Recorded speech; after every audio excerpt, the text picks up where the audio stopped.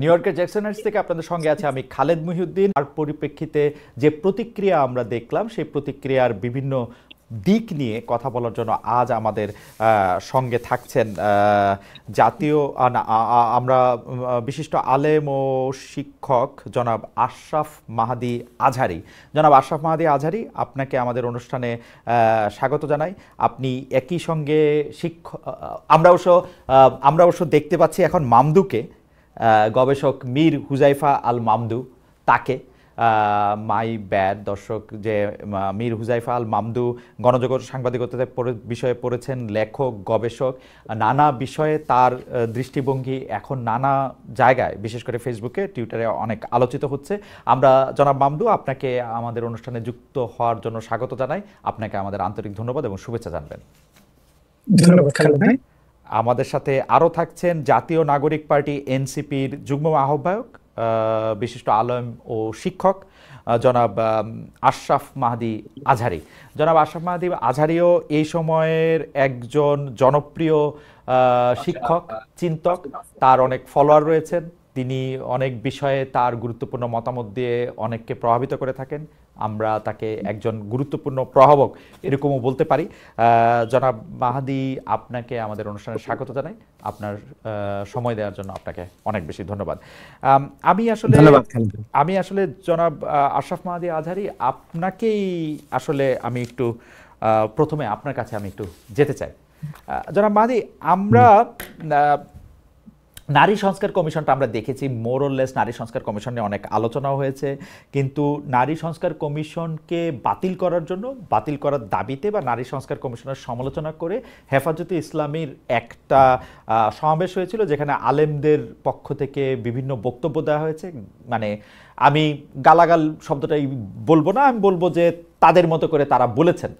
আমার প্রশ্ন হচ্ছে, আপনি তাদের এই বলাটাকে সমর্থন করেন কিনা, অথবা এই বলার পরিপ্রেক্ষিতে যে এনসিপির ৩ জন নেত্রী সহ ৬ জন নারী তাদের বিরুদ্ধে একটা লিগেল নোটিশ পাঠিয়েছিল, সেটাকে সমর্থন করেন কিনা, অথবা এনসিপির পক্ষ থেকে জনাব হাসনাত আবদুল্লাহ, এনসিপির একজন খুব গুরুত্বপূর্ণ নেতা, তিনি যে ওখানে গিয়েছিলেন এবং বক্তব্য দিয়েছিলেন কিনা, ওই বক্তব্য সমর্থন করেন কিনা। আমি যা যা বলছি সবগুলি কিন্তু মানে প্রায় পরস্পর সাংঘর্ষিক। অথবা সর্বশেষ আমরা এনসিপির একটা প্রেস রিলিজ দেখলাম, ৩ তারিখ সে সমাবেশ হওয়ার পরে ৫ তারিখে একটা আমরা প্রেস রিলিজ দেখলাম, সেই বক্তব্য সমর্থন করেন কিনা। আপনি যদি আপনার বক্তব্য বলতেন। আমরা হেফাজতে ইসলামীকেও দেখলাম যে তারা একটা প্রেস রিলিজ দিয়ে জানিয়েছেন, কিন্তু হেফাজতে ইসলামের প্রেস রিলিজটা নিয়ে আমি একটু পরে আসি। তারা একটা প্রেস রিলিজ দিয়ে জানিয়েছেন ২ জন বক্তার বক্তব্য তারা সমর্থন করেন না, কিন্তু একই ধরনের আপত্তিকর শব্দচয়ন, যেটাকে আপত্তিকর বলা হয়েছে, সেটা ২-এর অধিক বক্তা দিয়েছেন বলেই আমি শুনেছি। আপনি আসলে কোনটা সমর্থন করেন জনাব আজহারী? ধন্যবাদ খালেদ ভাই। আপনার মাধ্যমে দর্শকরা যারা দেখছেন তাদেরকে ধন্যবাদ জানাই। প্রথমে হেফাজতের বক্তব্য নিয়ে যদি আমি বলি, এখানে অনেকগুলো প্রশ্ন এসছে এবং আপনি হয়তো বিষয়টা উল্লেখ করেছেন যে পারস্পরিক সাংঘর্ষিক। তবে আমি আমার জায়গা থেকে এখানে আমি যদি একটা অবস্থানে থাকি, যেটা মোটা দাগে আমি যদি বলি যে এখানে আপত্তিকর শব্দ যারা ব্যবহার করেছেন এবং এই সমাবেশ থেকে যেই শব্দগুলো নিয়ে উভয় মহলে আপত্তি উঠেছে, সেই শব্দগুলোর ব্যাপারে আসলে আমরা কেউই একমত না এবং এই শব্দগুলোকে আমরা ওন করি না, এটাকে আমরা কোনোভাবে সমর্থন করি না। আপত্তিকর জায়গা থেকে এই শব্দগুলো যেগুলো এসেছে এগুলোকে অবশ্যই আমরা নিন্দা জানাই। এই শব্দের, আপত্তিকর শব্দের ব্যাপারে আমাদের নিন্দা, এটা এনসিপিও নিন্দা জানায় এবং একই সাথে হেফাজতও আমরা দেখেছি একটা প্রেস রিলিজের মাধ্যমে তারা এটা নিন্দা জানিয়েছে। পাশাপাশি ২-এর অধিক বক্তা আপত্তিকর বক্তব্য দিয়েছেন কিনা, এই বিষয়টা আসলে আমি সমাবেশে ছিলাম দীর্ঘ সময়। আমার কাছে একটা জিনিস মনে হয়েছে যে এখানে কারা কি বক্তব্যটা আপত্তিকর দিয়েছেন সেই বিষয়টা আরেকটু সুনির্দিষ্টভাবে যদি আসতো উভয় পক্ষ থেকে, সেটা আরেকটু সুন্দর হতো, আমাদের স্পেসিফাই করতে সুবিধা হতো এবং আমরা এই জায়গাটা আরো স্পষ্ট একটা বক্তব্য পেতাম। ধন্যবাদ। আমি সেজন্যই প্রেস রিলিজে আসতে চাচ্ছিলাম যে সেখানে শুধু আপত্তিকর শব্দের কথা বলা হচ্ছে, তার মানে হেফাজতে ইসলামীর ওই জায়গা থেকে আপনি সহ যারা ওইখানে ছিলেন তাদের বক্তব্য মোটামুটি ঠিক আছে, শব্দ ২টা না বললেই হইতো, ব্যাপারটা কি এরকম? আর বক্তব্যের প্রসঙ্গে আমি আসি। বক্তব্যের ক্ষেত্রে আমার কনভার্সেশন শুধু একটাই, নারী এবং পুরুষের সমান অধিকার রয়েছে কিনা। এটা সমান, আচ্ছা, সমতা বা সাম্য ওইভাবে আমি দেখতে চাই না। আমি দেখতে চাই যে প্রশ্নটা আমার হচ্ছে নারী এবং পুরুষের সমান অধিকার বলতে সংবিধানের দৃষ্টিতে একজন নারী এবং একজন পুরুষের সমান হওয়া উচিত কিনা। সংস্কার কমিশনের কথা আমি একটু পরে আসতেছি। আচ্ছা, এখানে আমাদের অবস্থানের সাথে এই সমান অধিকারের প্রসঙ্গটা যদি বলি তাহলে একটু কনটেক্সটটা বলতে হয়। এখানে আমাদের নারী সংস্কার কমিশনের যে প্রস্তাবনা সুপারিশগুলো যেগুলো এসছে সেগুলোর পর থেকে আমরা নানা মহলে একটা প্রতিক্রিয়া দেখেছি এবং আমাদের এনসিপি জায়গা থেকে আমরা বিভিন্ন সভা সেমিনারে বক্তব্য রেখেছি, আমাদের অবস্থান ব্যক্ত করেছি। এখানে আমাদের অবস্থানটা খুব স্পষ্ট ছিল। আমরা বারবার বলেছি যে বাংলাদেশে ধর্মীয় এবং সামাজিক মূল্যবোধের সাথে সাংঘর্ষিক কোনো বিষয়কে এনসিপি সমর্থন করে না। এই বিষয়টা কিন্তু আমাদের বক্তব্যে, আমাদের প্রেস রিলিজে বিষয়টা কিন্তু উঠে এসছে। এক আর দ্বিতীয়ত হচ্ছে হাসনাত আব্দুল্লাহ অথবা আমরা যেই কোনো সমাবেশে যাই, যেখানেই বক্তব্য রাখি, সেখানকার আয়োজক, উপস্থাপক এবং সকল বক্তা তাদের সবকিছুর সাথে দলগতভাবে আমাদের একমত হওয়াটা নেসেসারি না। কারণ হচ্ছে আমি যদি হেফাজতের বক্তব্যের আগে আরেকটা, হেফাজতের সমাবেশের আগে আরেকটা সমাবেশ সেমিনারের কথা বলি, যেটা নিয়েও বেশ আলোচনা হয়েছিল জাতীয় উলামা মাশায়েখ আইম্মা পরিষদের সেমিনার থেকে, সেখানে কিন্তু কমিশন বাতিলের দাবি উঠেছিল। সেম যেটা আপনি বললেন হেফাজতের সমাবেশ থেকে উঠেছিল কমিশন বাতিলের দাবিটা, কিন্তু সেই মঞ্চে এবি পার্টির চেয়ারম্যান ছিল, গণ অধিকার পরিষদের নেতারা ছিল এবং জামাতে ইসলামের আমিরও ছিলেন। কিন্তু ওই কমিশন বাতিলের দাবির সাথে কিন্তু অন্যান্য দলগুলো একমত না। অর্থাৎ আমি কারোর সাথে স্টেজ শেয়ার করার মানে এটা না যে তার ওই দলের এবং ওই পরিষদের সকল বক্তব্যের সাথে আমি একমত হব। আমি আমার বক্তব্যটা, আমি আমার এজেন্ডাটা যদি সেখানে পুশ করতে পারি, আমি মনে করি সেখানেই আমার সার্থকতা। আপনি কি মনে করেন জনাব মাহদী যে আপনি বা হাসনাত আব্দুল্লাহ এই দিন ওই হেফাজতের সমাবেশে নিজ নিজ ক্যাপাসিটিতে উপস্থিত ছিলেন? না, এটা তো নিজ নিজ ক্যাপাসিটি শব্দবন্ধটার সাথে আমি একমত না। কারণ এখানে এনসিপি কি আমন্ত্রণ জানানো হয়েছিল? এনসিপির আমন্ত্রণের বিষয়টা হচ্ছে হেফাজতের পক্ষ থেকে বলা হয়েছিল, তো বিভিন্ন দলকেই বলা হয়েছে এবং আমরা এই বিষয়টা আমাদের ফোরামে আলোচনা করেছি। যেহেতু তাদের এজেন্ডাটা নারী সংস্কার কমিশনের সুপারিশটা তাদের পরবর্তীতে যুক্ত হয়েছে, হেফাজতের সমাবেশে প্রথমে যে বিষয়গুলো নিয়ে তারা সমাবেশ ডেকেছে সেই বিষয়গুলোর সাথে, সেই বিষয়গুলো নিয়ে অলরেডি আমরা রাজপথে আন্দোলন শুরু করেছি, আমাদের দাবি দাওয়া পেশ করা শুরু করেছি, আমাদের কর্মসূচি, অব্যাহত কর্মসূচি চলছে বিগত 1 মাস ধরেই। তো সেই জায়গা থেকে আমি মনে করি যে শাপলা চত্বরের গণহত্যা, বিগত 16 বছরের আওয়ামী রেজিমের যেই জুলুম, নির্যাতন, নিপীড়ন, এগুলোর দায়ে আওয়ামী লীগকে বিচারিক প্রক্রিয়া নিষিদ্ধ করার যে বিষয়টা, সেই বিষয়ের সাথে আমরা একমত। জনাব মাহদী, একটু বোঝার জন্য, এনসিপি কে দাওয়াত দেওয়া হয়েছিল? আপনি আর হাসনাত আব্দুল্লাহ যে এনসিপির প্রতিনিধিত্ব করতে সেখানে গিয়েছিলেন? এনসিপি, আমি আর হাসনাত আব্দুল্লাহ অবশ্যই এনসিপির প্রতিনিধিত্ব করতে হেফাজতের প্রোগ্রাম এবং অন্যান্য সেমিনারে একই সাথে এনসিপির প্রতিনিধি হিসাবে আমরা সেখানে উপস্থিত হই। 3 মে এই যখন আপনাদের সামনে এই বক্তব্য বলা হলো ওই শব্দগুলি সহ, তখনও আপনারা মনে করেছিলেন যে এটা ঠিকই বলা হয়েছে, তারপরে যখন চাপ আসলো বিভিন্ন জায়গা থেকে তখন এনসিপি থেকে এটা আপনারা দিলেন? কারণ আপনারা প্রেস লিস্টে ইস্যু করছেন 5 মে, হেফাজত এটা ইস্যু করছে 6 মে। আমি একটু বলি, এখানে আমাদের ব্যাপারটা হচ্ছে কি, এখানে আমরা নারী সংস্কার কমিশনের সুপারিশের ব্যাপারে আরেকটু ডিটেইলে আমাদের প্রস্তাবনাটা, আমাদের মন্তব্যটা নিয়ে আসতে চাচ্ছিলাম। এটা নিয়ে আমাদের মানে সুপারিশটা আসার পর থেকে কাজ হচ্ছে এবং নিয়মিত আমাদের এটা নিয়ে মিটিংও হচ্ছে, একটা টিম করে দেয়া হয়েছে, টিম লিড আমাদেরকে আপডেট দিচ্ছিলেন, সবকিছু একটা ইয়ের মধ্যে যাচ্ছিল। কিন্তু উদ্বেগটা যখন আসে তখন এখানে প্রেস রিলিজ দেয়াটা, মানে আমাদের বিশদ মন্তব্যের আগে আমাদের প্রেস রিলিজ দেওয়াটা জরুরি হয়ে পড়ে। সেই জায়গা থেকে আমাদের যে অবস্থান, সেটা জায়গা থেকে আমরা প্রেস রিলিজ দিয়েছি। 2 দিন পরে প্রেস রিলিজ দেওয়াটা 2 দিন পরে আপনারা বুঝলেন যে গালাগালি খারাপ, সেটা 2 দিন লাগলো আপনাদের? না না না, গালাগালি খারাপের সাথে তো আমরা মোটেও একমত ছিলাম না। এবং আমি আপনাকে শুরুতেই বলেছি যে কোনো মঞ্চে যদি কেউ গালাগালি করে সেটার দায় তো কখনোই গেস্টের উপর পড়ে না। মানে এটা তো আসলে আমাদের প্রচলিত মানে যেই না সেটা ঠিকই আছে। আমি একটু বোঝার জন্য মাহাদি, আমি একটু বোঝার জন্য, আমরা দেখলাম এনসিপির 3 জন নারী নেত্রী লিগ্যাল নোটিশ পাঠাইলেন ওইটার পর আপনারা তারপরও 4 মে আপনাদের কোনো কিছু দেখলাম না। 5 মে এসে, তাও এটা বাংলাদেশের সময়ে বিকেল পার হওয়ার পর, অপরাহ্নের পর আপনারা একটা প্রেস লিস্ট পাঠালেন এবং সেই প্রেস লিস্টে পাঠানোর ক্ষেত্রে আপনারা আমার মনে হয় খালিদ ভাই ক্রোনোলজিতে একটু মানে একটু ধারাবাহিকতাটা একটু অন্যরকম আচ্ছা হয়ে বলেন গেল তো, আপনার বলেন তো, আমাকে কথায়। একটু কারেক্ট করে দিন। প্রথমে হচ্ছে আমাদের প্রেস রিলিজটা গিয়েছে, না, এরপরে লিগ্যাল নোটিশটা এসেছে। 5 তারিখ তো। লিগ্যাল নোটিশটা কিন্তু আমাদের প্রেস রিলিজের পরে এসেছে তাই কি? লিগ্যাল নোটিশটা। আমি কিন্তু প্রেস, হ্যাঁ তাহলে আমার আমার দেখার ভুল, আমি কিন্তু লিগ্যাল নোটিশটা আগে দেখছি, প্রেস রিলিজটা পরে। লিগ্যাল নোটিশটা 4 তারিখ আসছে, প্রেস রিলিজটা 5 তারিখ। আপনি একটু চেক করবেন, আপনি একটু চেক করে দেখেন, আমাকে কারেক্ট করেন, আপনি চেক করেন, আমি একটু মামদুর সঙ্গে কথা বলি ইন দ্য মিন টাইম। আপনি কি আবার একটু চেক করে দেখবেন? আপনি বললেই আমি এটা মেনে নেব, কারণ আমার আচ্ছা, মনে এটা হয় তাহলে লিগ্যাল নোটিশটা আগে এসছে, এটা আসছে হচ্ছে পরে। আমি আমার দলীয় অবস্থানটা মানে দলীয় ভাবে আমাদের জি দলীয় ফোরামে যে আলোচনাটা হয়েছে সেটা একটু বলি জি, এখানে, প্লিজ নাহলে বলেন, একটু বলেন বলেন একটা মিসকনসেপশন তৈরি হবে এখানে। বলেন। আমাদের দলের ভিতরে আলোচনাটা হচ্ছিল যে হেফাজতের সমাবেশ থেকে নারীদের বিষয়ে যে আলোচনাটা হলো সেটার হুম সাথে কি আমরা একমত কিনা, হুম এবং সেই যেই ফোরামে এই আলোচনাটা, সেখানে আমাদের নারী উইং এর সদস্যরা ছিলেন, আমি হুম ছিলাম, হাসনাত ছিল, আমাদের দলের অনেক সদস্যরাই ছিলেন হুম সেই মিটিং এ। হুম তো সেখান থেকে আমাদের একটা সিদ্ধান্ত হয় যে আমরা এই বিষয়টা আমরা বিবৃতির মাধ্যমে জানাবো, এবং পরবর্তীতে আমরা সেটা জানাই।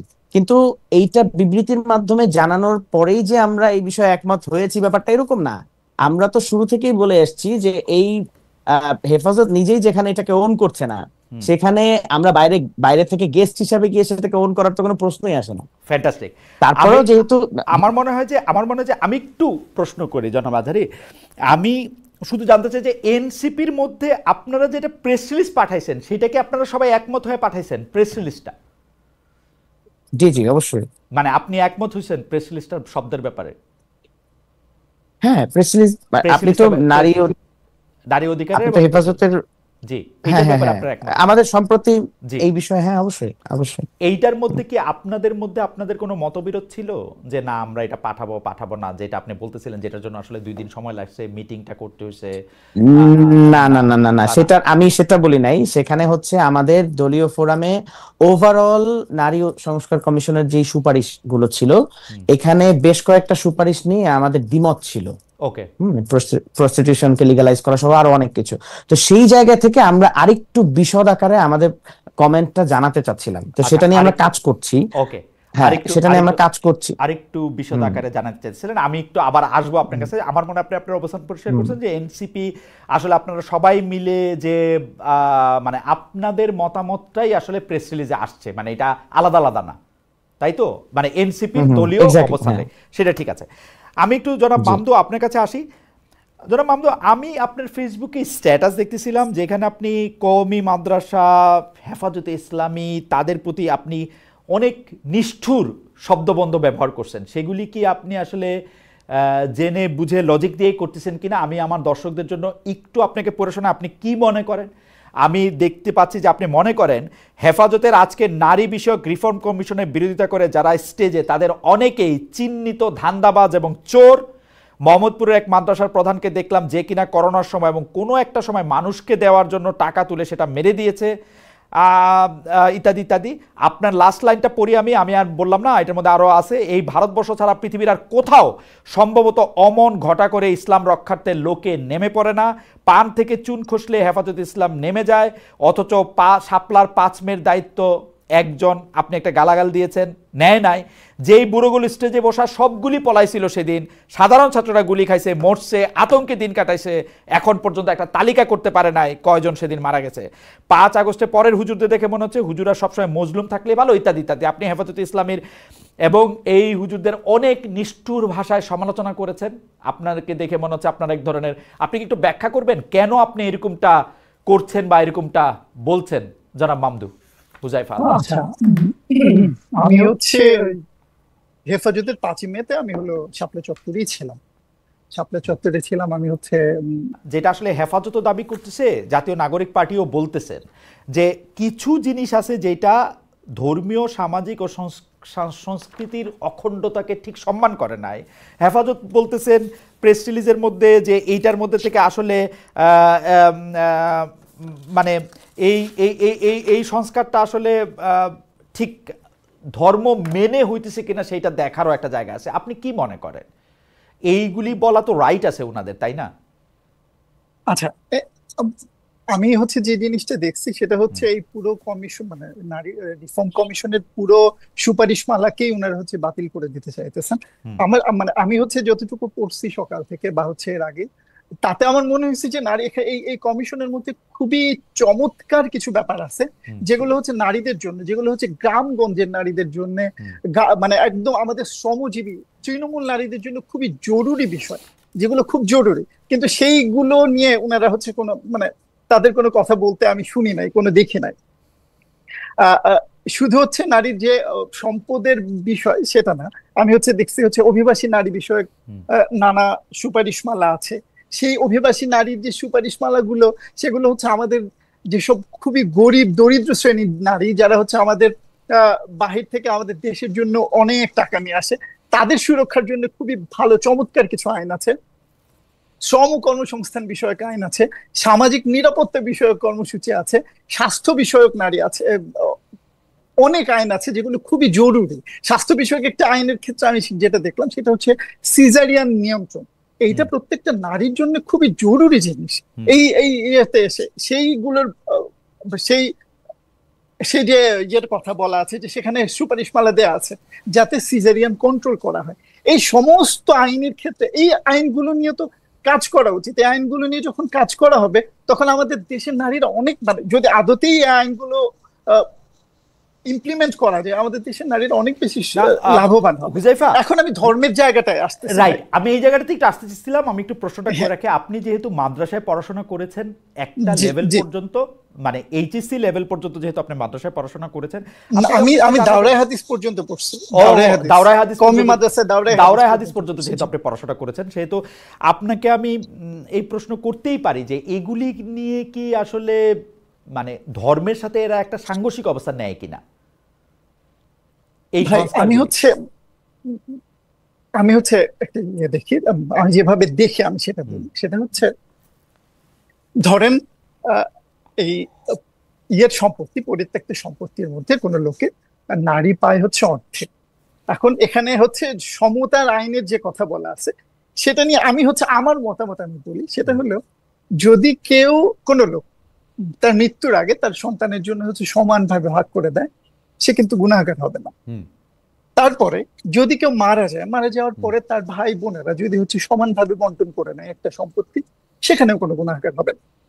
তো ফলে এইটা হচ্ছে একটা ব্যাপার। তো হুম, ফলে আপনি যদি হচ্ছে এরকম একটা আইন করেন যে আইনে একটা কিছু মানুষকে উন্নতি দিচ্ছে, কিছু মানুষের অধিকার দিচ্ছে, আমার মনে হয় না সেটা হচ্ছে ইসলাম বিরোধী, কোরআন বিরোধী হবে। কারণ কোরআন আসলে আদতে মানুষের অধিকার রক্ষার জন্য কাজ করে। আমি হচ্ছে একটা রিপোর্টের কথা বলছি, বিআইএইচ এর সার্ভেতে আছে যে বাংলাদেশের ল্যান্ড ওনারশিপের মধ্যে সোল অথবা জয়েন্ট ওনারশিপ হচ্ছে 13% নারীদের, আর আমাদের হচ্ছে ছেলেদের ওনারশিপ হচ্ছে 70%। আমাদের যে ইসলামের যে আইন আছে, এটা হচ্ছে একটা বড় ব্যাপার যে ইসলামের আইনটাও যদি হচ্ছে ঠিকঠাক ভাবে বাস্তবায়ন করা হয় তাহলে হচ্ছে অর্ধেক ইয়ে থাকবে হচ্ছে নারীদের আর অর্ধেক ইয়ে থাকবে পুরুষের। কারণ আমাদের হলো নারী পুরুষের ইয়ে কিন্তু সমান, বা হচ্ছে নারী বেশি 53%, কিন্তু এখানে হচ্ছে দেখেন ছেলেদের ওনারশিপের ইয়ে হচ্ছে 70%। এই যে এই জায়গায় নারীরা হচ্ছে প্রচন্ড ভাবে বঞ্চিত হচ্ছে। এই বঞ্চনা থেকে যদি কাউকে উদ্ধার করা হয়, আমার মনে হয় না সেটা হচ্ছে মানে আল্লাহ হচ্ছে ধরবেন আমাদেরকে, বরং আল্লাহ হচ্ছে সবই দিবেন আমাদেরকে। আচ্ছা, মানে আমি এভাবে দেখি আর আচ্ছা কি। হুজাইফা, এইটার ক্ষেত্রে আমরা দেখতে পাচ্ছি যে এই উত্তরাধিকার প্রশ্নেও আসলে নারী আহ, পুরুষের অধিকার সমান কি সমান না সেটা নিয়ে আসলে যারা এটার সমালোচনা করতেছেন তারা অনেক মারাত্মকভাবে সমালোচনা করেন। আরেকটা মারাত্মক সমালোচনা পয়েন্ট হচ্ছে একটা তো উত্তরাধিকার আইন, আরেকটা হচ্ছে পারিবারিক বা বৈবাহিক জীবনে নারী পুরুষের বা স্বামী স্ত্রীর যে সম্পর্কের ক্ষেত্রে কোনটা ন্যায় অন্যায় সেইটা প্রশ্ন একটা মারাত্মক সমালোচনা এটার এই সংস্কার কমিশনের একটা আইন নিয়ে আছে। আরেকটা সমালোচনা আছে হচ্ছে একটি নির্দিষ্ট পেশা, যৌন পেশাকে আসলে শ্রম স্বীকৃতি দেওয়া হবে কিনা সেটা নিয়ে। সেই দুইটা নিয়েও যদি একটু আমরা আপনি বলতেন তাহলে আমরা একটু আশরাফ মাহাদিকে শুনতাম। আমার কাছে মনে হয় এগুলি একটু অ্যাডভান্সড এবং এইটার জন্য বাংলাদেশ রেডি হয়েছে কিনা সেটা একটু বোঝার ব্যাপার আছে। উত্তরাধিকার নিয়ে আপনি যা বললেন সেইটা নিয়ে আমি আসলে একমত। আমি জনাব মাহাদিকে এটা শুনতে চাইবো, আপনি এই দুইটা বিষয় নিয়েও যদি একটু বলেন আচ্ছা, হুজাইফা। হ্যাঁ, আমি হচ্ছে ওই যদি হলো যৌন ওই ম্যারিটাল রেপের যে আলাপটা আসছে, জি সে আলাপটার ক্ষেত্রে আমি যদি বলি যে সেই শব্দবন্ধটা এখনো হচ্ছে আমাদের বাংলাদেশ প্রস্তুত না। মানে যদি হলো আমি হচ্ছে খুব সেকুলার আলাপ করি, হ্যাঁ, কিন্তু আমাদের বাংলাদেশে বিবাহ মানে বিয়ে করার পরে মহিলারা যে পরিমাণ নিপীড়নের শিকার হয় সেই বিষয়েও একটা আইন দরকার আমাদের, যে আইনটা হচ্ছে মেয়েদেরকে নিরাপত্তা দিবে, যে আইনটা মেয়েদেরকে অধিকার দিবে, যে আইনটা তার বঞ্চনা তার যন্ত্রণার কথা বলার জন্য তাকে হচ্ছে একটি জায়গা দিবে, তাকে রাস্তা দিবে। এই জায়গাটা আমার মনে হয় এটা করা উচিত, যেটা হলো আশা করি সবাই মানবেন, হেফাজতও মানবেন এবং হচ্ছে সবাই ইয়ে করবেন, কারণ উনারাও নারীদের অধিকার চান বলেই আমি মনে করি। আর যৌন যৌন ইয়ের যেটা যৌন শ্রমের ক্ষেত্রে যে জায়গাটা আমার কাছে মনে হয় না, মানে আমি ব্যক্তিগতভাবে এই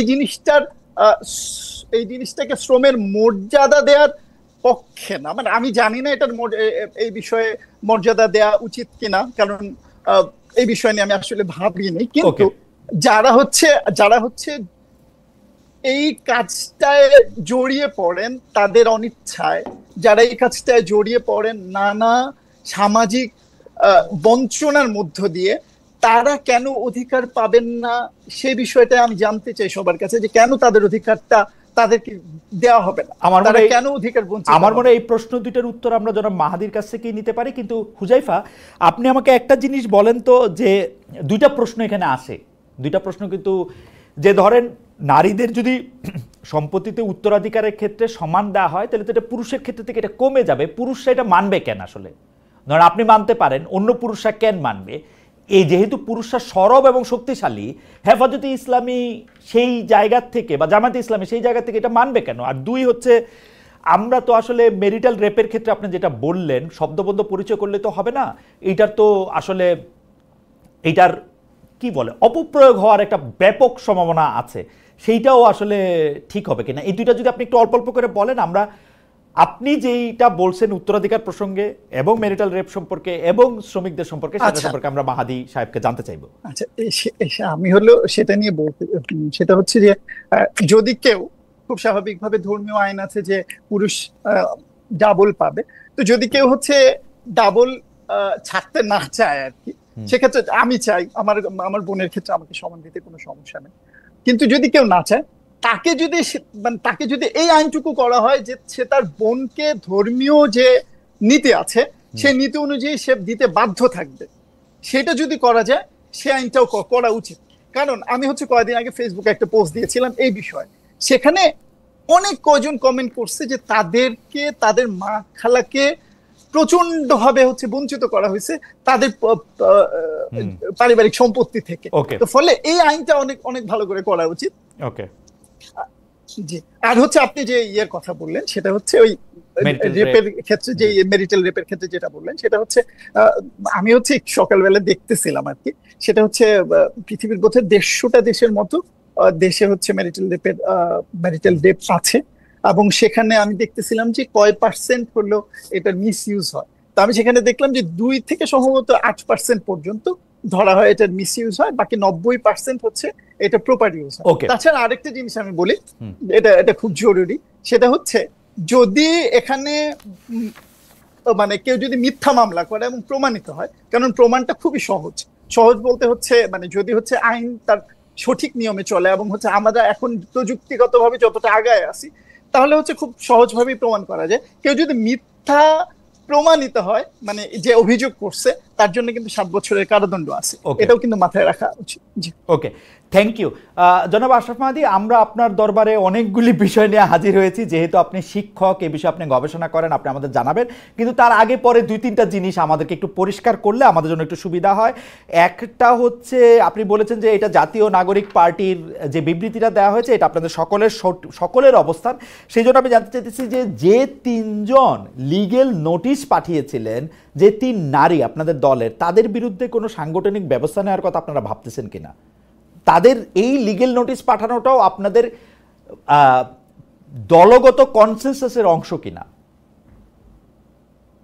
আচ্ছা, এই লিগ্যাল নোটিশের যে বিষয়টা, এটা আহ, যারা যে তিনজন নারীর বিষয়ে আসছে কথা, ওনারা আমাদের সাথে যোগাযোগ বা এই বিষয়ে কারোর সাথে, ইভেন আমাদের নারী সদস্যদের সাথেও তারা পরামর্শ করেন নাই। সো যখন প্রথমবারের মতো আমরা এটা দেখলাম, আমরা খুব শকড হয়েছি, কারণ এটা তো আসলে দলীয় ফোরামে বিষয়টা আলোচনা করে নেওয়া দরকার ছিল। তো এরপর যখন আমরা এই বিষয়টা নিয়ে আমাদের কনসার্ন জানাইলাম, আমরা আমাদের মধ্যে এই বিষয়টা আলোচনা হয়েছে এবং তারা বলছে যে এই লিগ্যাল নোটিশটা তারা প্রত্যাহার করে নেবেন। তো আমরা সেটার অপেক্ষায় আছি, তারা হয়তো লিগ্যাল নোটিশটা, আমি না, সেটা তো শেষ হেফাজত খবর এখন পাওয়া ক্ষমা পর্যন্ত, চাইছে, এখন তো প্রত্যাহার করে নিছে অলরেডি। তারা তো বলছে যে হেফাজত যেহেতু হ্যাঁ, শেষ এটা খবর পছন্দ পাওয়া করে না। পর্যন্ত হ্যাঁ, প্রত্যাহার করে কিন্তু নিছে। আর সেই জায়গাটাতে, সেই জায়গাটাতে আমি একটু বলি, এখানে একটা মিসকমিউনিকেশনও ছিল। আমাদের নারীদের মধ্যে একটা ধারণাই ছিল এরকম, এটা কি জন্য, এটা হয়তো মিস ইনফরমেশনের কারণেই হয়েছে। তারা ভাবতেছিল যে হেফাজতের কোনো, মানে হেফাজত স্বয়ংক্রিয়ভাবেই নারী বিদ্বেষী একটা চরিত্রে চলে আসতেছে কিনা, এবং সেই গালিগালাজের যে বিষয়টা, এটাকে কি আসলে সবাই ওন করতেছে কিনা, এই মিসকনসেপশনটা ছিল।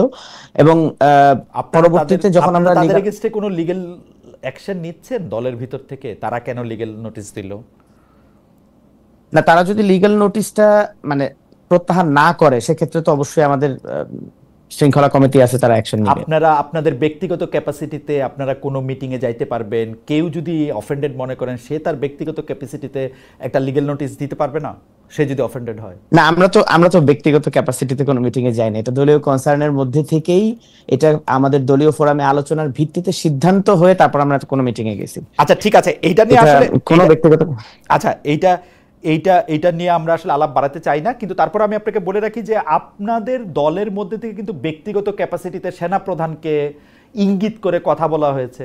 আপনাদের দলের সদস্যরার মধ্যে থেকে কিন্তু আরও বিভিন্ন বিষয়ে ফেসবুক পোস্ট দেওয়া হয়েছে, সেটা আপনাদের দলের অবস্থান কিনা আমরা এটা বুঝতে পারি নাই। কিন্তু এই নারী বিষয়ে আপনারা কি একটু, মানে আপনারা যারা এই সব ইয়াতে আছেন, তারা কি একটু কঠোর না, মানে একটু কি নিষ্ঠুর? না, আমরা তো চাচ্ছি আলোচনার মাধ্যমে বিষয়টা সমাধান করতে। এই জন্য তাদেরকে এই লিগ্যাল নোটিশটা প্রত্যাহারের বিষয়ে আমরা পরামর্শ দিয়েছি, আমরা একটা সমাধানের দিকে যেতে চাচ্ছি। আমরা যদি কঠোর হতাম, তাহলে তো লিগ্যাল নোটিশ দেওয়ার সাথে সাথে আমরা দলীয়ভাবে একটা ব্যবস্থা নিয়ে নিতাম। ঠিক আছে, তাহলে আপনার ওই যে আলোচনা আসি, যে আলোচনা আসলে জনাব হুজাইফা আল মামদুদ তুললেন, যে আপনারা যেই বিষয়গুলিতে সংস্কারে কিছু প্রস্তাব নিয়ে ধর্মীয় সামাজিক গোষ্ঠীর মধ্যে যে উদ্বেগের কথা আপনারা প্রেসক্রিপশনে বলছেন, সেগুলি আসলে কোনগুলা? উত্তরাধিকার নিয়ে যে কথা বলা হয়েছে সংস্কার কমিশনের, সেটা নিয়ে আমরা বারবার কথা বলতেছি। আমরা নারী আর পুরুষের জুতা কেমন, সেই জাতীয় কথাও শুনতেছি। আমরা নারী আর পুরুষ যে অনেক আলাদা, সেই জাতীয় কথা শুনছি। আপনারা শুধু দুইজন বক্তব্যের কথা শুনছেন হেফাজত ইসলামের, নারী আর পুরুষ কত আলাদা এবং একজন আরেকজন থেকে কত ভিন্ন সেটা কথা বলছেন। কিন্তু হুজাইফা সম্পত্তিতে উত্তরাধিকারের কথা বললেন, হুজাইফা ম্যারিটাল রেপের ক্ষেত্রে এটা বললেন, হুজাইফা শ্রমিকদের প্রসঙ্গেও সেটার মধ্যে এটা বললেন। আমি একটু আপনার কাছ থেকে এই অবস্থান একটু জানতে চাইবো। তার আগে আমি একটু আপনার অনুমতি নিয়ে আমি দর্শকদের কাছে জানতে চাইতেছিলাম যে সম্পত্তিতে নারীর সমানাধিকার নিশ্চিতে উত্তরাধিকার আইন সংশোধনের সুপারিশ করেছে নারী সংস্কার কমিশন। আমরা এটা নিয়ে একটা জরিপ করেছিলাম, সেই এখানে আটকাচ্ছে, সেটা যদি একটু আমাদের বলেন। পাশাপাশি আমরা একটু প্রশ্নটা করে রাখি, আধুনিক রাষ্ট্র ব্যবস্থায় এমন অনেক বিষয় আছে যে বিষয় আসলে ধর্মের সাথে ঠিক খাপ খাওয়ানো না, কোনো কোনো ক্ষেত্রে সাংঘর্ষিকও, সেগুলি আপনাদের মেনে নিতে কোনো অসুবিধা হয় না। কিন্তু এই নারী বিষয়ক কোনো কথা উঠলেই আপনারা এটাকে প্রবলভাবে বাধা দিতে চেষ্টা করেন। এইটার কারণ আসলে কি? জনাব আশরাফ মাহমুদ একটু যদি আমাদের আলোকপাত করতেন বিষয়গুলি নিয়ে।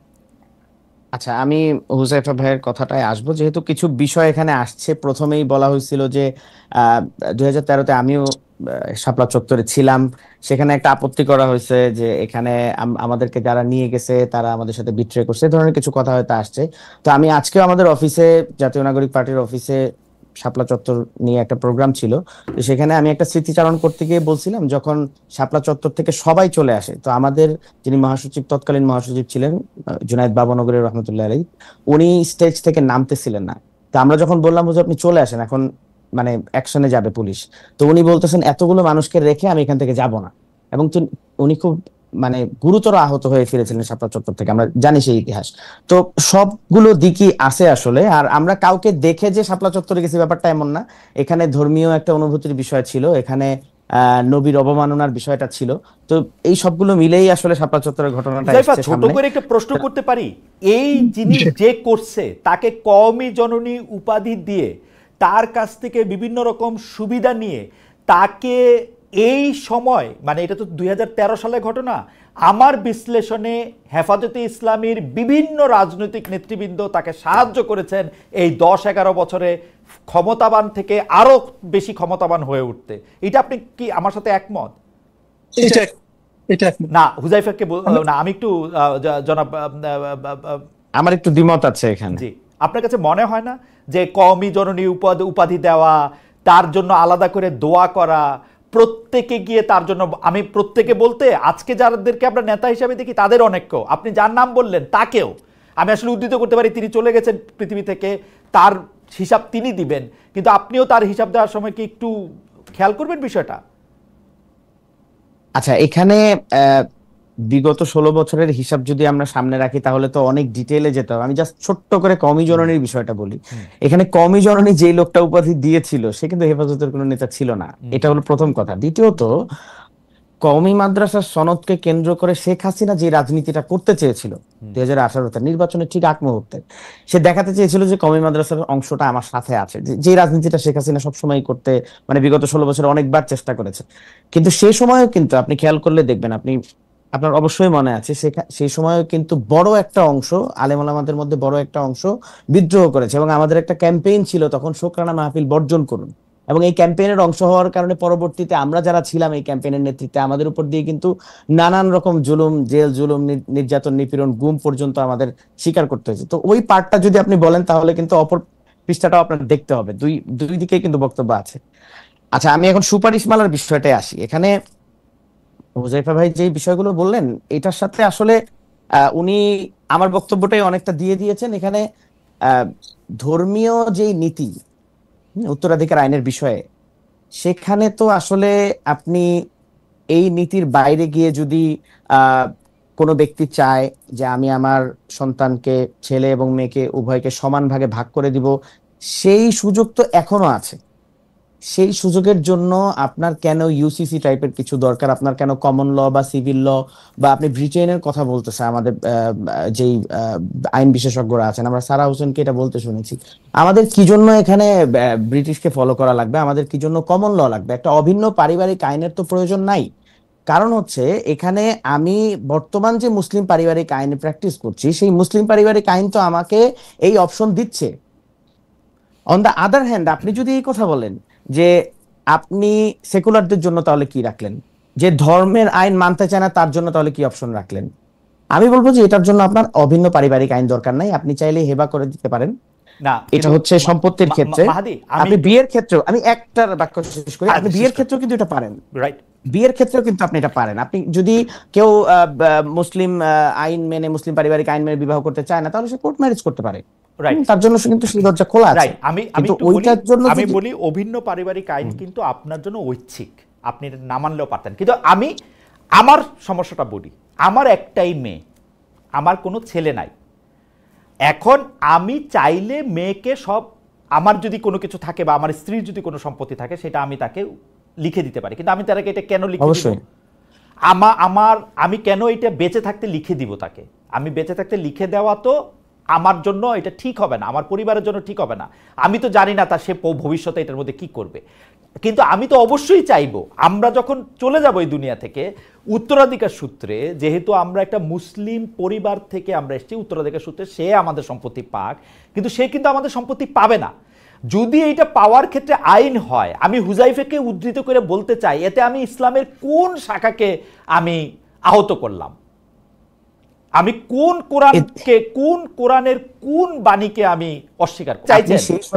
না, আপনি সেই শর্তেই মালিক করবেন, যখন আপনি মারা যাবেন তারপর থেকে সে মালিক হবে, এই শর্তের ভিত্তিতে আপনি তাকে মালিক করবেন। এভাবে হেবা করা যায় তো? যে মানে আমি মারা যাওয়ার পরে, আমি মুসলিম পারিবারিক আইনের যে ধারাটায় আমরা এই কথাটা বলছি, আমি একটু বোঝার জন্য যারা মাহাদি, এইটা আমি হেবা করে আমি এই নির্দেশ দিয়ে গেলাম, আমি মরে যাওয়ার পরে এ আমার সকল সম্পত্তির মালিক হবে। যদিও ইসলামের অনুসারে কোন পুরুষ, তার কোন চাচাতো ভাই, তার কোন চাচা এটার মালিক হবে, সেটার জন্য সূরা নিসার কথা আপনি বললেন, সেটার মধ্যে একটা বর্ণনা দেয়া আছে। সেইটার ক্ষেত্রে এইটা সাংঘর্ষিক হবে না। না না, সাংঘর্ষিক কেন হবে খালিদ ভাই? এখানে একটা জিনিস বোঝার চেষ্টা করেন, সবকিছু তো আপনার জন্য অপশনাল। এটা আপনি যদি চান, আপনিই বললেন যে আপনি চাইলে ওয়াকফ করে দিয়ে যেতে পারেন, আপনার সম্পত্তির মালিক যতক্ষণ আপনি। ইসলাম আপনাকে এটার মানে যে কোনো ধরনের ব্যবহার আপনার মতো করে আপনি এটাকে ব্যবহার করতে পারেন, কোনো সমস্যা নাই। আপনি হিবা করেন, আপনি অন্য কাউকে দেন, যেভাবে খুশি করেন। আপনার মেয়েকে আপনার দিতে মন চাচ্ছে, আপনি ওই শর্তের ভিত্তিতে, আপনার যে কনসার্ন যে এখন আপনি দিতে চাচ্ছেন না, পরে সেই শর্তের ভিত্তিতে আপনি হিবা করতে পারবেন, সেটা তো কোনো সমস্যা নাই। কিন্তু সমস্যা হবে কখন?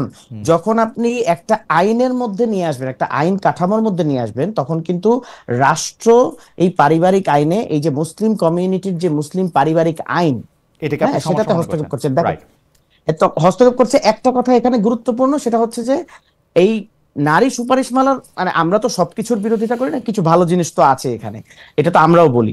এখানে দেখেন ট্রাইবাল অ্যাক্টের কথা বলা হয়েছে, যে ট্রাইবাল অ্যাক্টের মধ্যে আপনি হস্তক্ষেপ করতে পারবেন না। তো এটা তো আমরা সমর্থন করি, কারণ ট্রাইবাল অ্যাক্ট ওখানে মানে ইসলামের সাথে আপনি ট্রাইবাল অ্যাক্ট মিলাইলে এটা একটু মুশকিল মাহাদি। কিন্তু আমি আপনার কাছ থেকে বুঝতে চাই ব্যাপারটা। ধরেন আমার যদি একটা ছেলে থাকতো, উত্তরাধিকারের ক্ষেত্রে আমার তখন শর্তাধীন হেবাটা করতে হইতো না। আমার একটা মেয়ে আসে বলে এটা আমার করতে হবে কেন? মানে ছেলে আর মেয়ের মধ্যে এই পার্থক্য আমি কেন করব? আচ্ছা, ছেলে আর মেয়ের মধ্যে পার্থক্যটা, হ্যাঁ এখানে, জি হ্যাঁ হুজাইফা ভাই, আমার একটা প্রশ্ন আশরাফ মাহাদিকে আছে, আমি কি করবো ভাই?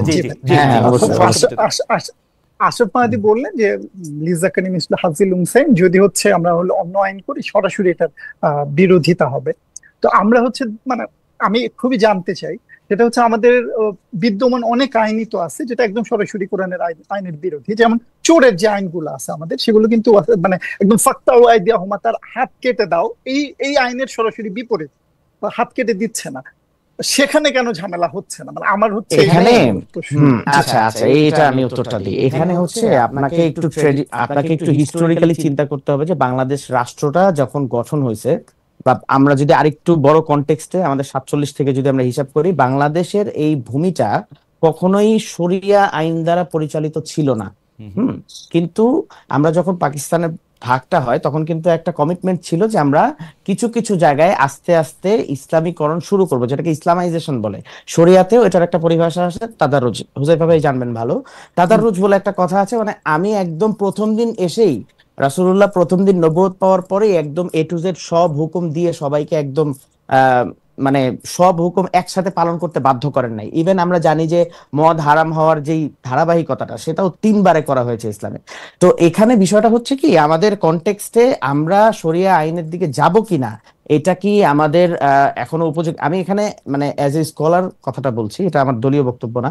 এখানে আমরা কি শরিয়া আইনের দিকে যাব কিনা, যেহেতু আপনি চুরির কথাটা বললেন, সেটা হচ্ছে আমাদের একটা দীর্ঘমেয়াদী পরিকল্পনা, বা এটা আমরা পরবর্তীতে করব কি করব না, এটা আলোচনা সাপেক্ষে আরো অনেকগুলো বিষয় কনটেক্সট এখানে সামনে আসবে। হ্যাঁ, কিন্তু যেই জায়গাটায় শরিয়ার সাথে আমি সাংঘর্ষিক না, যেই জায়গাটায় আমি অ্যাটলিস্ট মিনিমাম শরিয়া পালন করছি, সেখানে কি জন্য আমি শরিয়ার সাথে সাংঘর্ষিক কোনো কিছু একটা নিজের উপর চাপাবো? আপনি মনে করছেন যে ঠিক আছে, আপনার বক্তব্য পরিষ্কার, আপনি মনে করছেন উত্তরাধিকার আইনে যদি এই পরিবর্তন করা হয় তাহলে এটা শরিয়ার সাথে সাংঘর্ষিক হবে, তাই তো?